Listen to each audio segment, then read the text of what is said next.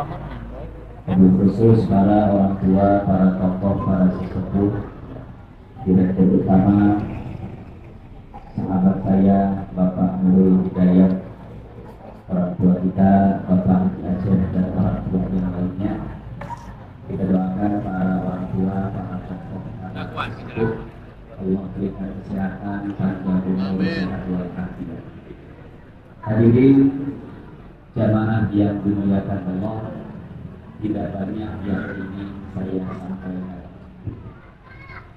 Di sini saya ingin menyampaikan firman Allah Subhanahu wa taala, wa amma bi ni'mati rabbika.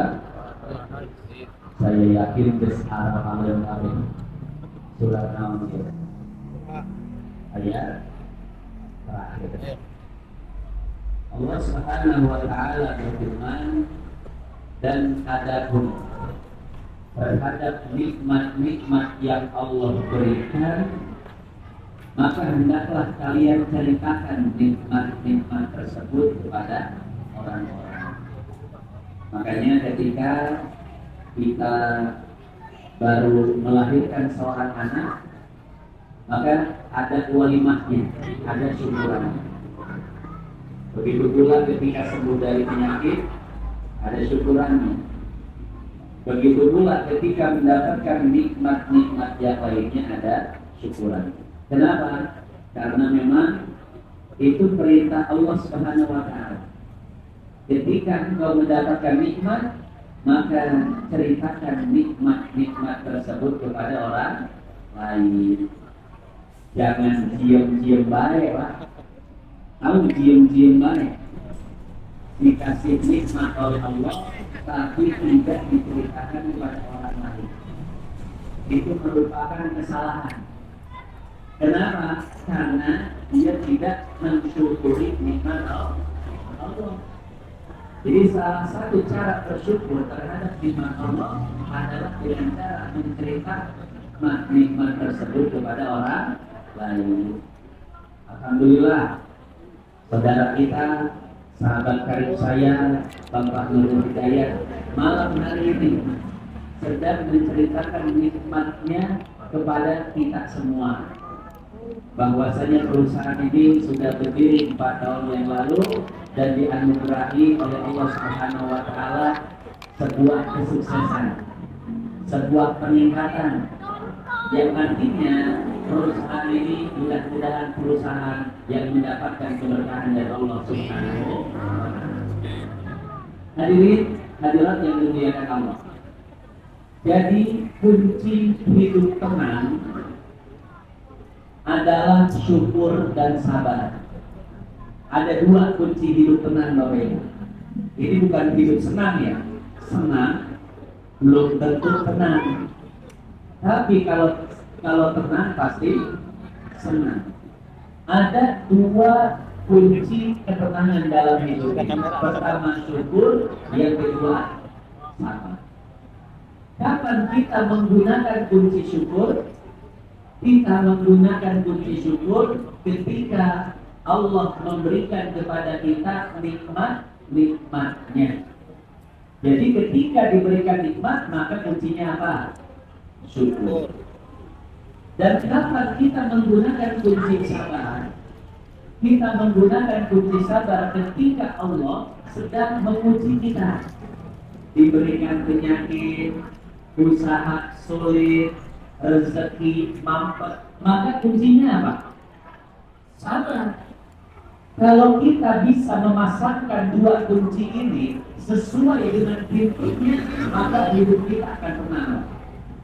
Dikasih nikmat sama Allah, kita masukkan kunci syukur sehingga bisa bersyukur kepada Allah. Dan ketika diberikan musibah, diberikan kesulitan, maka yang harus kita masukkan adalah kunci sabar. Maka akan timbul ketenangan di dalam hati kita. Ya. Jadi itu 2 kunci ketenangan hidup, syukur dan sabar. Nggak ada kunci-kunci yang lainnya, Pak.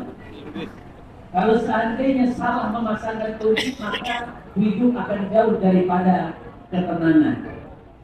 Misal Allah berikan nikmat kepada kita, badan sehat, duit 5 koper, pamajikan gelis, waduh, imah gede mobil kosong, banyak. Allah berikan nikmat kepada kita, tapi kita memasangkan kunci syukur pada nikmat tersebut. Kalau tidak mensyukuri nikmat yang Allah berikan, maka jadinya kufur. Badan sehat tapi tidak sholat, duit banyak, rajin maksiat. Ketika nikmat-nikmat tersebut salah digunakan, maka apa yang terjadi? Kata para ulama, idza kunta fi nikmatin far'ana fa innal ma'asi tuzilun ni'am. Apabila engkau sedang mendapatkan nikmat, maka jagalah nikmat-nikmat tersebut. Jangan engkau gunakan untuk maksiat. Kenapa? Karena sesungguhnya maksiat dapat menghilangkan nikmat-nikmat tersebut. Ya. Nah, jadi seperti itulah diri jamaah yang dimuliakan Allah. Ketika diberikan nikmat, maka kuncinya syukur, jangan kufur. Ketika diberikan ujian, maka kuncinya sabar. Itulah yang akan mendatangkan ketenangan di dalam hidup kita. Ya. Kemudian kata para ulama, jika engkau tidak bisa berubah dengan wejangan, kira-kira wejangan itu apa? Nasihat. Jika engkau tidak bisa berubah dengan wejangan, dengan nasihat, maka Allah akan merubahmu dengan keadaan. Ada orang tiap hari mabuk, dinasehatin, jangan mabuk. Pertama dosa besar, yang kedua bisa menghancurkan lambung. Nanti Anda bisa sakit. Dinasehati oleh keluarganya, oleh teman-temannya, oleh gurunya. Tapi ternyata dia tidak berubah dengan ujangan. Tidak mempan dinasehati. Kata para ulama, jika seseorang tidak bisa dinasehati, tidak bisa berubah dengan nasihat, maka Allah akan merubahnya dengan keadaan. Akhirnya apa? Akhirnya orang tersebut sakit. Dibawa ke dokter, kata dokter, Pak, Bapak sekali minum lagi koid. Tahu koid? Mati. Akhirnya apa? Dia pun tidak minum-minum lagi. Dia bertobat. Tapi bertobatnya itu bukan karena nasihat. Dia bertobat karena keadaan. Maka diri jamaah yang dimuliakan Allah, jangan sampai kita dirubah oleh Allah dengan keadaan. Ya. Maka ketika ada nasihat, langsung kita berubah. Ketika ada ujangan, langsung kita bertobat. Jangan sampai Allah Subhanahu wa Ta'ala yang turun tangan. Jadi kalau seandainya nasihat keluarga, nasihat ustaz, nasihat guru kita diperlukan, Allah turun tangan akan merubah dia dengan keadaan. Dan nah, maka paling baik orang adalah orang yang bisa menggunakan nikmat-nikmatnya untuk beribadah kepada Allah. Diberikan nikmat, syukuri nikmat tersebut. Diberikan nikmat banyak harta, syukuri. Bagaimana cara mensyukuri nikmat banyak harta? Yaitu dengan cara memperhatikan fakir miskin, anak yatim, duafa, dan lain sebagainya. Diberikan nikmat punya ilmu, bagaimana cara mensyukurinya? Yaitu mengajarkan ilmunya, menyebarkan ilmu tersebut, mengajarkan orang tentang halal haram, mengajarkan orang tentang ilmu-ilmu agama. Diberikan nikmat yang sehat, gunakan nikmat sehat itu untuk apa? Untuk beribadah kepada Allah. Mumpung masih bisa nafas, hidup sehat, ayo ramaikan sholat subuh berjamaah. Jangan sampai karena kita kufur nikmat, akhirnya Allah mencabut nikmat sehat badan dari kita, mencabut nikmat enak makan, nikmat nyenyak tidur. Jangan sampai kita sholat subuh itu karena nggak bisa tidur, Pak. Ya.